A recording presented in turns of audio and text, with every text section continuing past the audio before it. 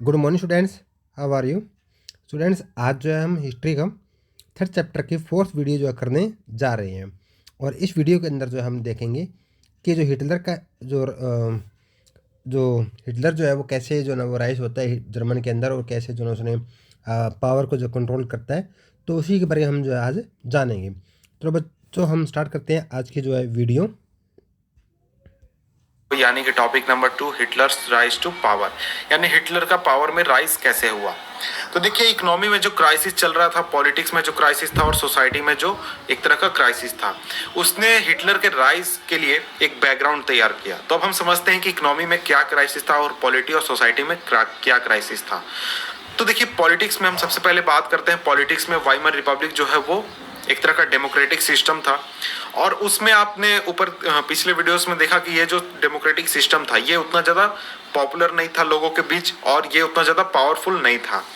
इसका मतलब ये है कि वो उसने क्या कहते हैं कि जो फर्स्ट वर्ल्ड वार के जो बाद जो संधि हुई, वर्साई की संधि, उसे स्वीकार किया, और इस वजह से लोग इससे काफ़ी ज़्यादा नाराज़ थे, और जो डेमोक्रेटिक सिस्टम था वो उतना ज़्यादा फेमस भी नहीं था।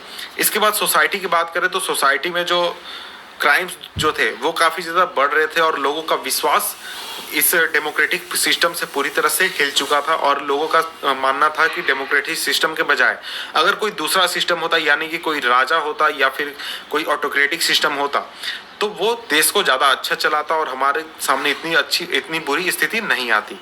इसके अलावा जो इकोनॉमिक कंडीशन है उसको आपने अभी पिछले वीडियो में देखा कि कितनी खराब हालत थी इकोनॉमी की। तो ये सभी तीनों चीज़ें जो थी, इन्होंने मिलकर हिटलर के राइज का एक बैकग्राउंड तैयार किया, हिटलर के राइज को सपोर्ट किया। तो अगर हम हिटलर की बात करें तो हिटलर का जन्म हुआ था 1889 में ऑस्ट्रिया में। और हिटलर जो था वो शुरुआती दिनों में काफ़ी गरीबी में उसका जीवन गुजरा था, यानी वो उसने अपनी जवानी गरीबी में गुजारी थी। और जब फर्स्ट वर्ल्ड वार हो रहा था तो फर्स्ट वर्ल्ड वार के दौरान उसने खुद को आर्मी में भर्ती कराया, और आर्मी में वो एक मैसेंजर का काम किया करता था, और मैसेंजर रहते रहते वो कॉर्पोरल बन गया, और उसे ब्रेवरी के लिए काफ़ी ज़्यादा मेडल्स भी मिले।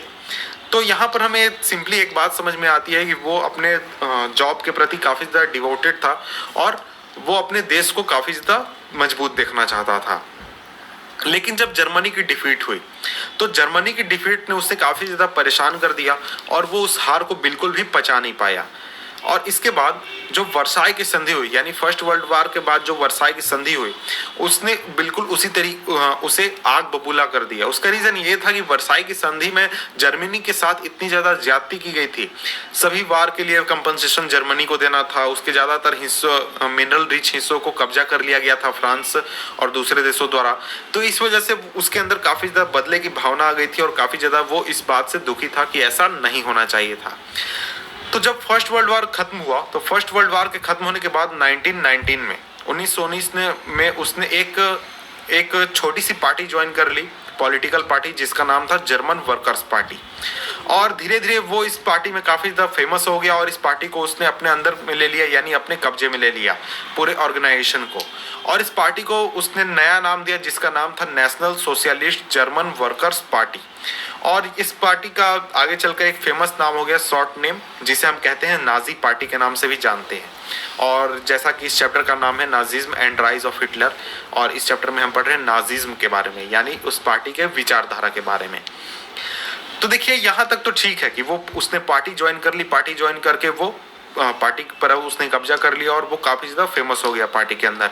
लेकिन इसके बाद 4 साल बाद 1923 में हिटलर ने पूरे जर्मनी को ही अपने कब्जा में करने की प्लान किया।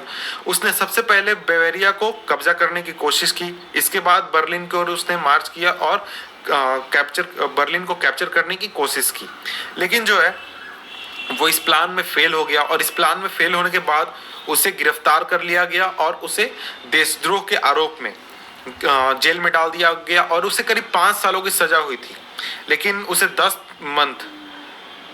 10 महीने के कैद के बाद छोड़ दिया गया। तो देखिए, जो नाजी पार्टी थी, यानी जो नाजिज्म था, वो उतना ज़्यादा शुरुआत में फेमस नहीं था, और उससे उतना ज़्यादा पॉपुलर सपोर्ट भी नहीं मिल रहा था 1930s के शुरुआत तक।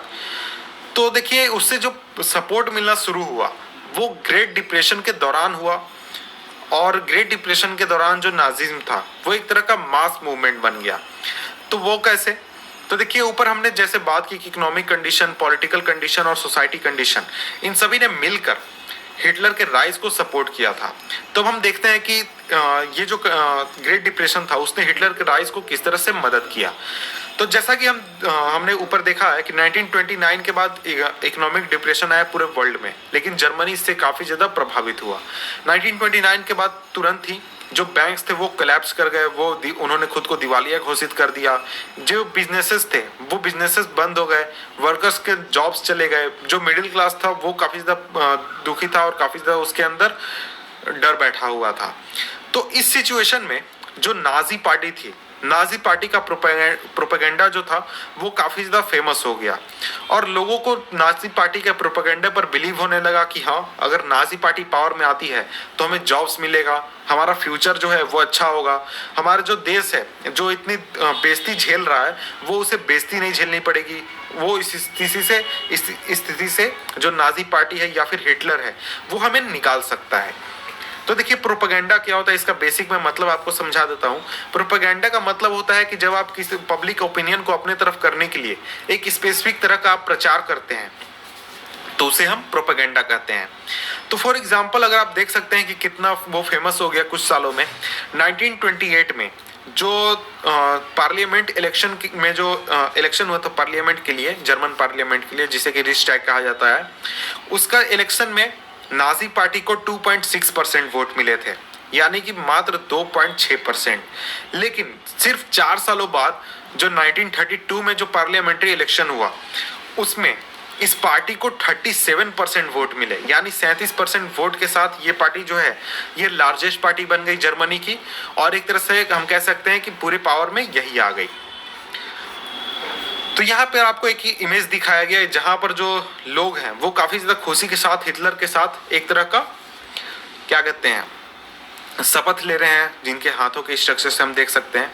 और इसमें आप अगर तस्वीर को ध्यान से दें तो इसमें बच्चे भी हैं, बूढ़े भी हैं, जवान लोग भी हैं, सभी लोग एक साथ मिलकर हिटलर के साथ शपथ ले रहे हैं या फिर एक तरह का पार्टी मीटिंग कर रहे हैं। तो प्रोपेगेंडा का यहाँ मीनिंग समझाया हुआ आप इसे देख सकते हैं। अब हम आगे बढ़ते हैं।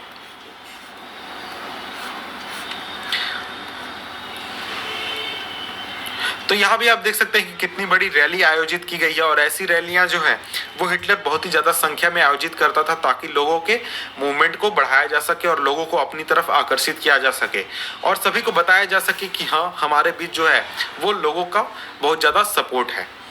तो देखिए हिटलर जो है वो बहुत ही पावरफुल स्पीकर था, यानी वो भाषण इतनी अच्छी देता था कि लोग उसकी ओर बहुत ही ज्यादा आकर्षित हो जाते थे और उसके जो भाषण में जो बातें होती थी वो लोगों को काफी ज्यादा मूव कर देती थी, यानी लोग उससे बिल्कुल ही हामी भरने लगते थे कि हाँ, ये जो आदमी है ये बिल्कुल सही कह रहा है।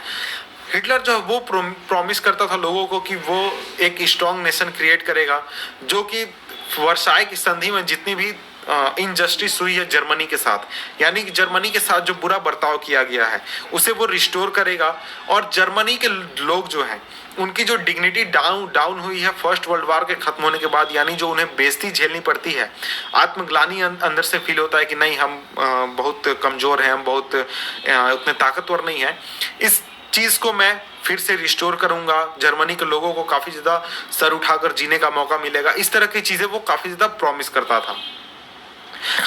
हिटलर ने प्रॉमिस किया कि वो सभी लोगों को एम्प्लॉयमेंट प्रोवाइड कराएगा और जो लोग भी एम्प्लॉयमेंट चाहते हैं उन्हें एम्प्लॉयमेंट प्रोवाइड कराएगा, जितने भी यूथ हैं उनके लिए एक सिक्योर फ्यूचर बनाएगा और उसने प्रॉमिस किया कि जितने भी फॉरेन इन्फ्लुएंसेस हैं कंट्री के ऊपर, यानी कंट्री जो है उसको फॉरेन इन्फ्लुएंसेस से और जितने भी कॉन्स्पिरेसीज किए जा रहे हैं जर्मनी के खिलाफ उन सभी को खत्म करेगा वो।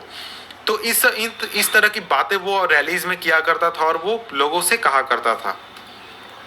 Hitler devised a new style of politics. Hitler जो है उसने एक नए तरह के पॉलिटिक्स की स्थापना की। उसने अंडरस्टैंड किया कि जो रिचुअल्स है और जो स्पेक्टिकल्स है, मास मोबिलाइजेशन में जितने भी रिचुअल्स किए जाते हैं उनका काफी ज्यादा योगदान है। और जो नाजीज थे वो मैसिव रैलीज में बिलीव करते थे, यानी वो छोटे छोटे रैलीज नहीं किया करते थे, वो बड़े बड़े रैलीज किया करते थे और इसी तरह के वो पब्लिक मीटिंग्स भी किया करते थे ताकि हिटलर का जो सपोर्ट है उसे डेमोन्स्ट्रेट कर सके, लोगों को दिखा सके और दूसरे देशों को लोगों को भी दिखा सके। और जो लोग हैं वहां के, यानी कि जो लोग रैलियां में आ रहे हैं, उनके बीच एक यूनिटी का भाव भी क्रिएट कर सके कि हाँ भाई, तुम गरीब हो, तुम अमीर हो, तुम कुछ भी हो, लेकिन तुम एक साथ हो। इस तरह का भाव वो लोगों के बीच लाना चाहते थे, इस तरह के बड़े बड़े रैलियां कर जो रेड बैनर्स होते थे जिसमें कि स्वास्तिका सिंबल बना होता था, और जो नाजी सैल्यूट होता था, और जो रिचुअलाइज्ड राउंड्स होते थे अप्लाउज के स्पीचेस के बाद, ये एक तरह का हिस्सा थे इस तरह के रैलीज के, ताकि वो पावर को एक तरह से दिखा सके। तो ये पूरा एक तरह का प्रचार सिस्टम था जिसमें कि लोगों को मूव करने का तरीका अपनाया गया था। Nazi propaganda skillfully projected Hitler as a messiah, a savior, as someone who had arrived to deliver people from their distress। तो जो नाजी प्रोपेगेंडा होता था वो इस तरह से हिटलर को प्रोजेक्ट करता था कि हिटलर जो है वो एक मसीहा है, एक सेवियर है, जो कि पूरे देश को बचा सकता है और पूरे देश के दुखों का निवारण कर सकता है। तो इस तरह के चीज़ों को दर्शाया जाता था प्रोपेगेंडा में। It is an image that captured the imagination of people whose sense of dignity and pride had been shattered. तो आप सोचिए कि वैसे लोगों के बीच जिनकी जो डिग्निटी है, जिनका जो प्राइड है, वो पूरी तरह से चकनाचूर हो चुका है। वो चाहते तो हैं कि वो डिग्निटी के साथ जिए, प्राइड के साथ जिए, लेकिन वो ऐसी स्थिति में है कि वो अपना सर भी नहीं उठा सकते हैं। तो वैसे लोगों के बीच में अगर ऐसी बातें कोई आकर करेगा कि हाँ, मैं आपके डिग्निटी को रिस्टोर कर सकता हूँ, मैं आपको फिर से पावरफुल बना सकता हूँ, आप कहीं भी सर उठाकर जी सकते हैं, जा सकते हैं, तो वैसे लोगों के बीच में ये जो प्रोपेगेंडा था बिल्कुल सही बैठता था और लोग इससे काफी ज्यादा प्रभावित होते थे। और जो लोग पॉलिटिकल क्राइसिस के बीच और इकोनॉमिक क्राइसिस के बीच रह रहे थे, उन्हें ऐसे प्रोपेगेंडा मिलते थे कि देखिए, आपको जॉब्स मिलेंगे, इकोनॉमी जो है वो काफ़ी अच्छी होगी, पॉलिटिकल कंडीशन जो है वो सुधरेंगे। तो इन सभी चीज़ों के साथ जो नाजी प्रोपेगेंडा है वो लोगों को मूव करने में सक्षम थी, यानी लोग उसके सपोर्ट में काफ़ी ज़्यादा बढ़ रहे थे। तो इस तरीके से आपने देखा कि जो इकोनॉमिक कंडीशन है, सोशल कंडीशन है और जो पॉलिटिकल कंडीशन था उस समय का, उन सभी ने मिलकर हिटलर के राइज को सपोर्ट किया, हिटलर के राइज को सुनिश्चित किया। अब